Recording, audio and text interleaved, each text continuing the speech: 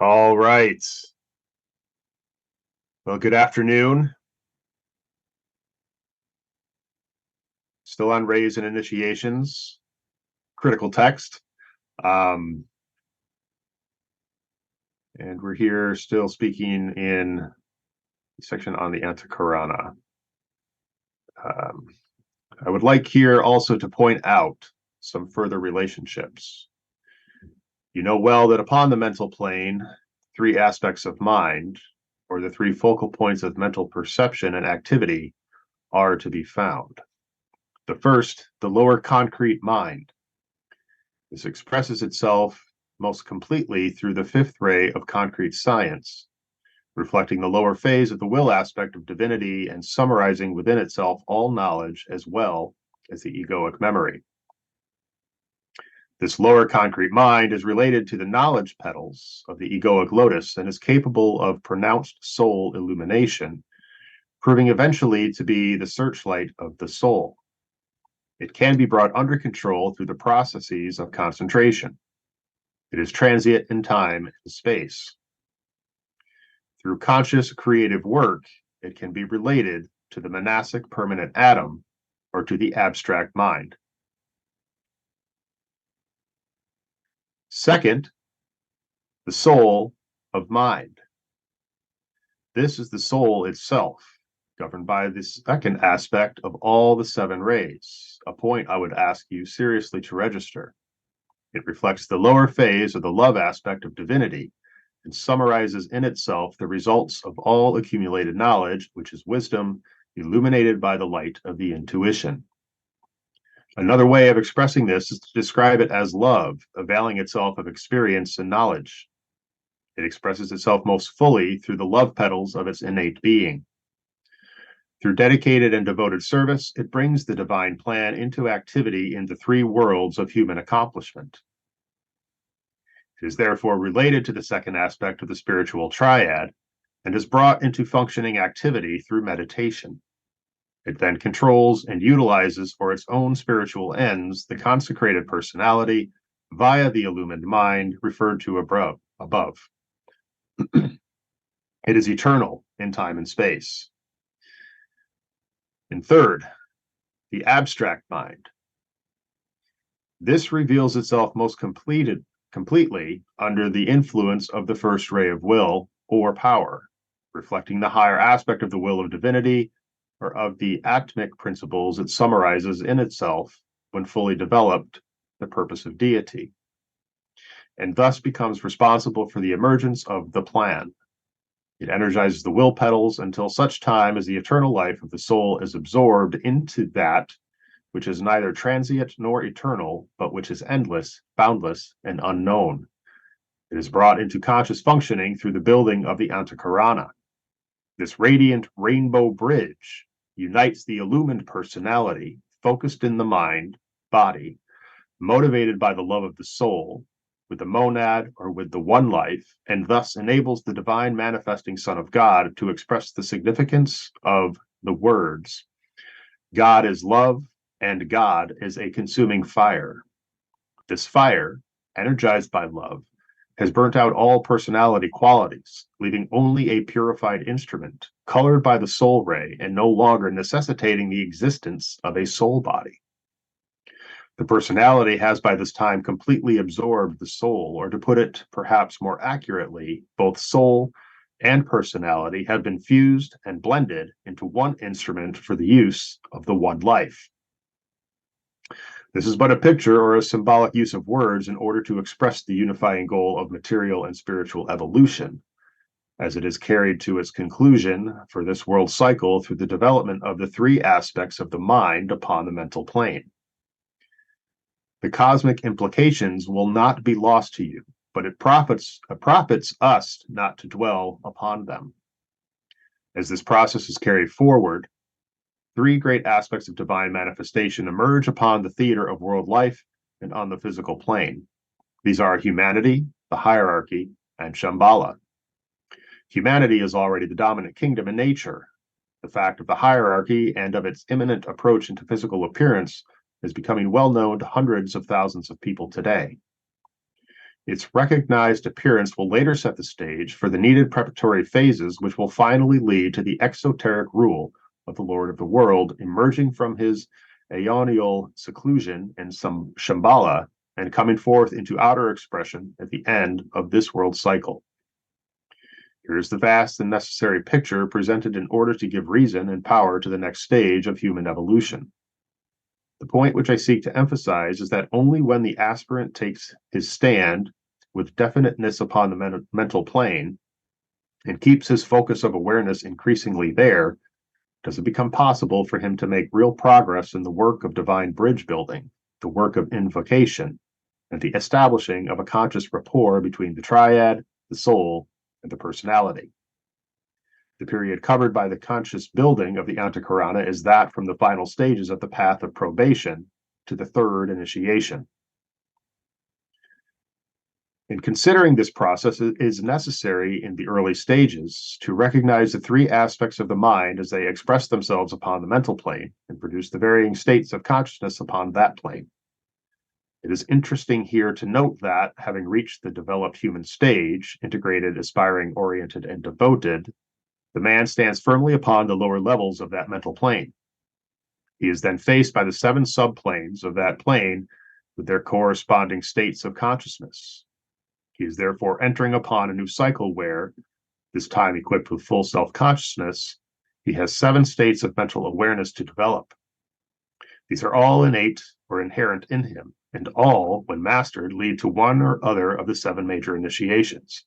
These 7 states of consciousness are, beginning from the first or lowest, the mental plane. 1, lower mental awareness, the development of true mental perception. 2, soul awareness or soul perception.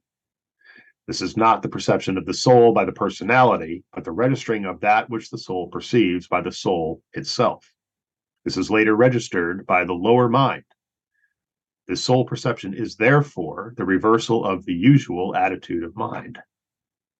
And 3, the higher abstract awareness, the unfoldment of the intuition and the recognition of intuitive process by the lower mind. The next plane is the Buddhic plane, 4, persistent, conscious spiritual awareness. This is the full consciousness of the Buddhic or intuitional level.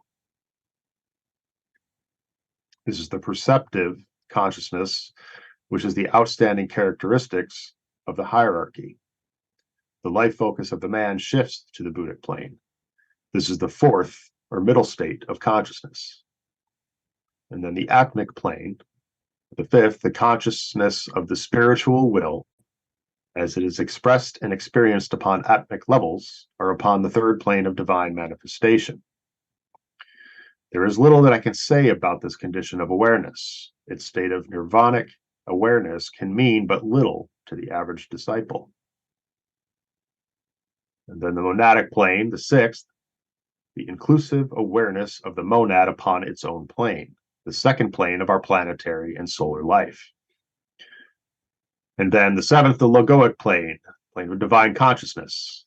This is the awareness of the whole on the highest plane of our planetary manifestation. This is also an aspect of solar awareness upon the same plane. As we strive to arrive at some dim comprehension of the nature of the work to be done in building the ANTAHKARANA, it might be wise, as a preliminary step, to consider the nature of the substance out of which the bridge of shining mind stuff has to be built by the conscious aspirant. The Oriental term for this mind stuff is chitta.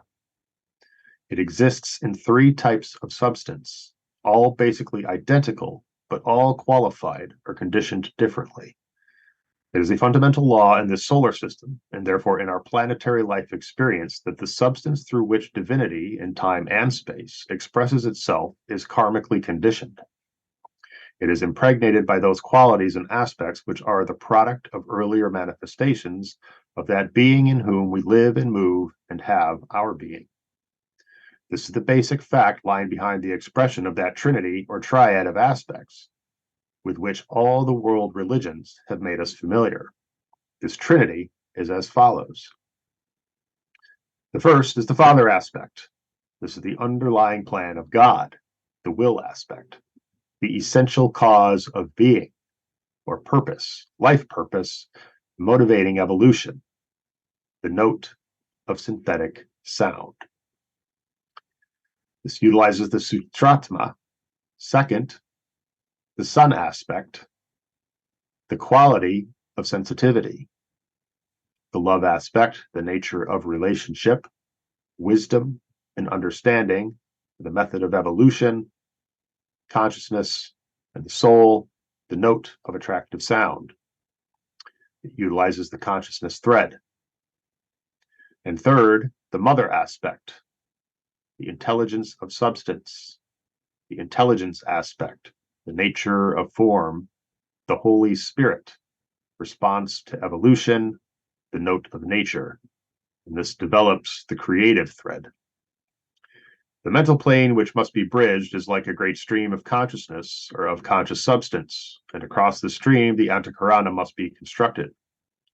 This is the concept which lies behind this teaching and behind the symbolism of the path. Before a man can tread the path, he must become that path himself. Out of the substance of his own life, he must construct this rainbow bridge, this lighted way.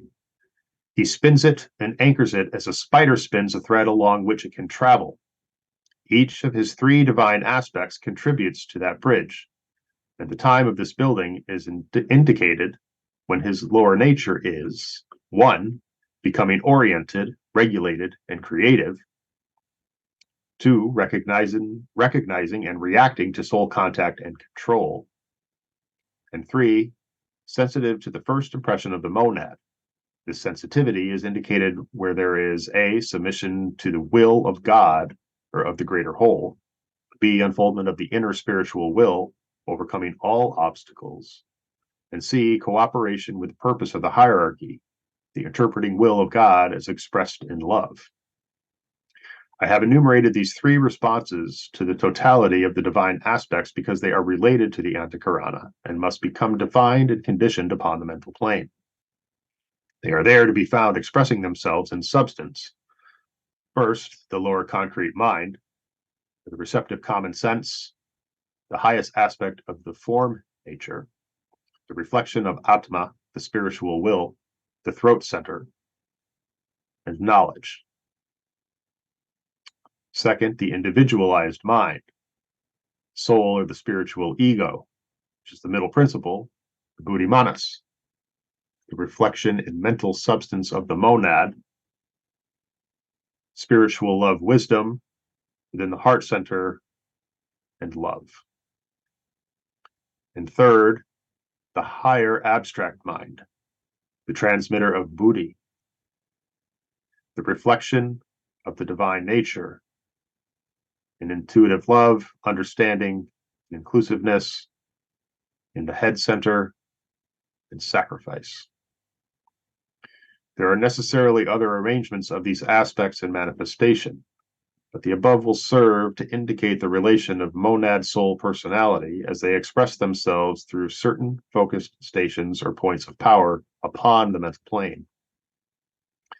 In humanity, however, the major realization to be grasped at the present point in human evolution is the need to relate consciously and effectively the spiritual triad, the soul on its own plane, and the personality in its threefold nature.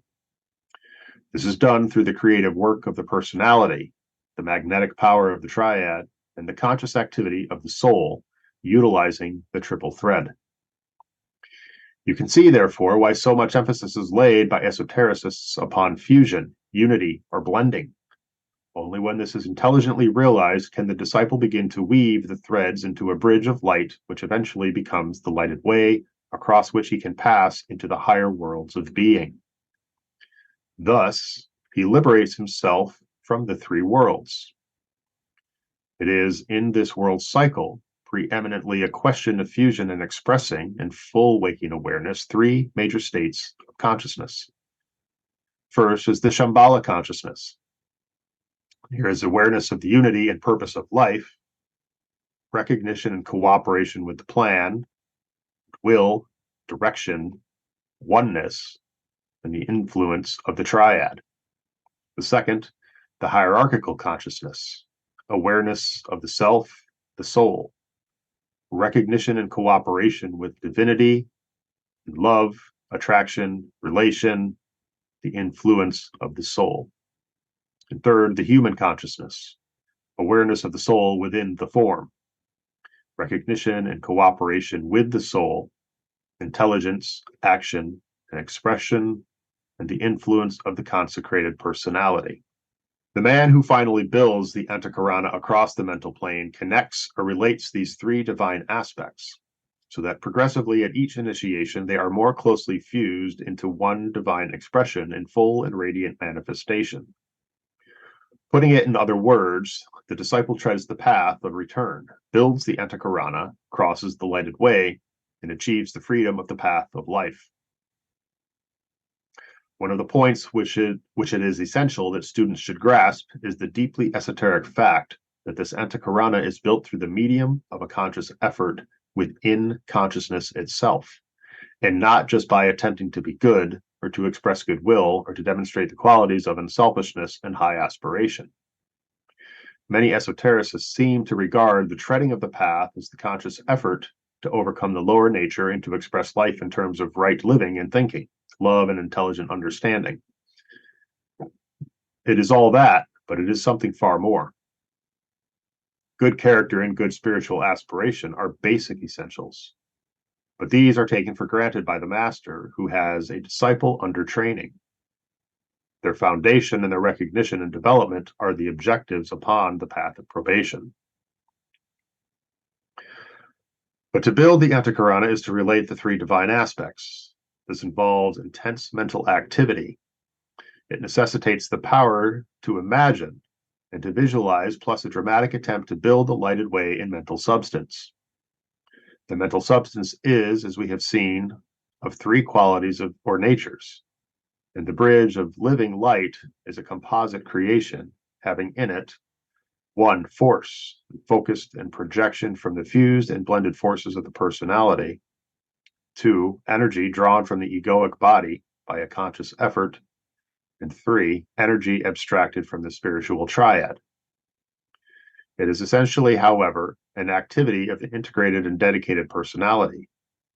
Esotericists must not take the position that all they have to do is to await negatively some activity by the soul, which will automatically take place after a certain measure of soul contact has been achieved, and that consequently and in time this activity will evoke response both from the personality and the triad.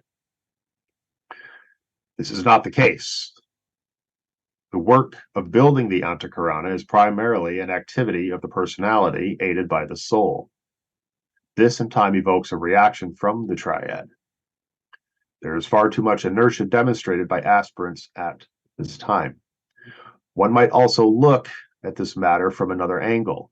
The personality is beginning to transmute knowledge into wisdom, and when this takes place, the focus of the personality life is then upon the mental plane, because the transmutation process, with its stages of understanding, analysis, recognition, and application, is fundamentally a mental process. Personality is also beginning to comprehend the significance of love and to interpret it in terms of group well-being, and not in terms of the personal self, of desire, or even of aspiration. True love is rightly understood only by the mental type who is spiritually oriented. The personality is also arriving at the realization that there is in reality no such thing as sacrifice. Sacrifice is usually only the thwarted desire of the lower nature, willingly endured by the aspirant, but in this phase, a misinterpretation and limitation. Sacrifice is really complete conformity to the will of God, because the spiritual will of the man, the divine will, as he recognizes it in the plan, is his will. There is a growing identification in purpose.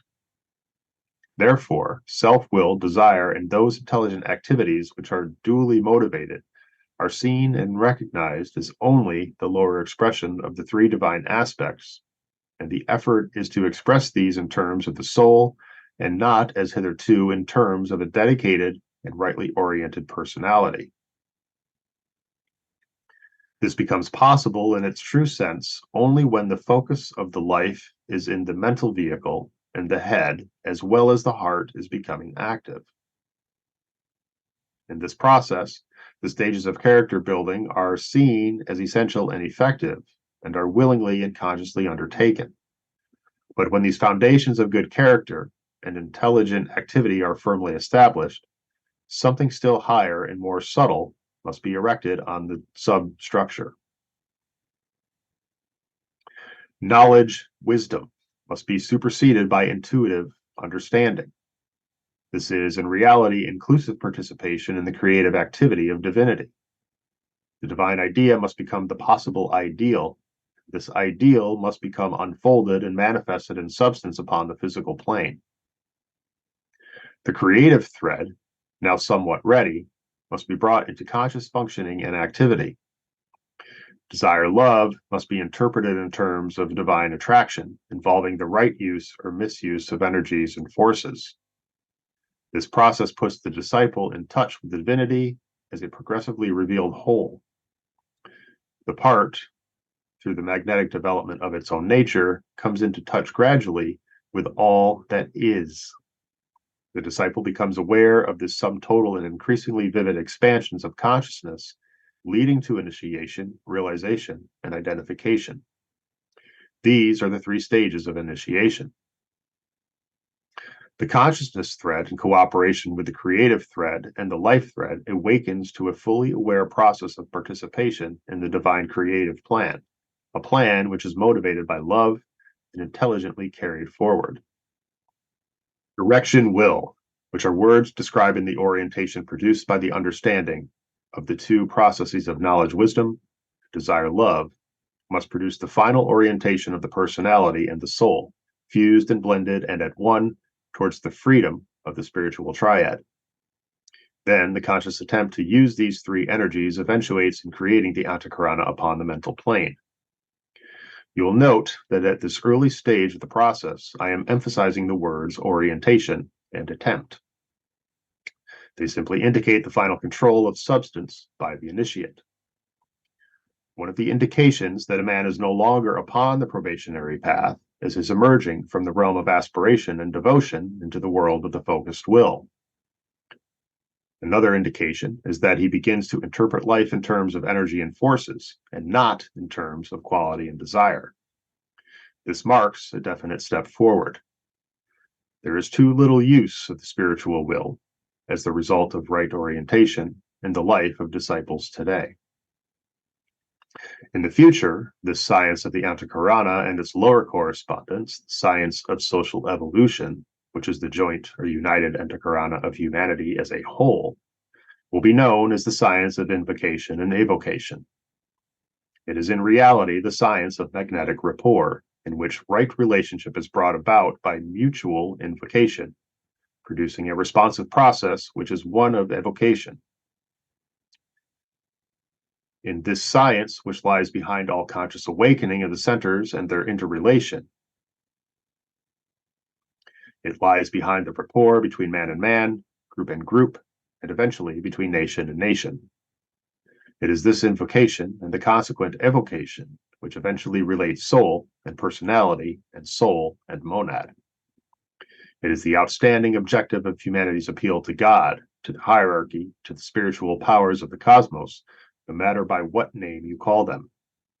The appeal goes forth.